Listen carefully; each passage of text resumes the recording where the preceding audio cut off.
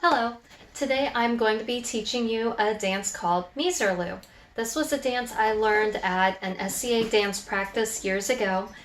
No, it's not historically accurate in terms of the SCA, but it's still a fun dance. The earliest recording that I found for this dance is from 1927. The choreography for this dance actually did not come about till about the 1940s. It's Greek in its influence, and it's called Misirlou. Let me show you the dance steps. Okay, so now first, you're going to step to the side, point to the front, and then swing that foot back, side, front, and then you're going to do a little hop, and then 1, 2, 3 forward, and then 1, 2, 3 back. Then step to the side, point to the front, and then put that foot back, left foot to the side, other foot front, and then hop, 1, 2, 3, 1, 2, 3. Let me show you again. So you're going to put your left foot to the side, or if you're going the other way, your right foot, either way works. And then point, and you're going to keep the weight on your other foot. So point, swing that foot back, to the side, to the front, and then hop, 1, 2, 3, 1, 2, 3.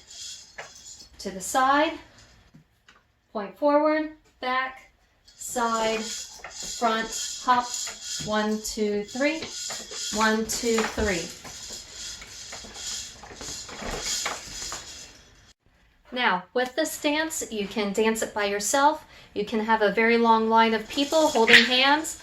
It doesn't matter how few or how many do this.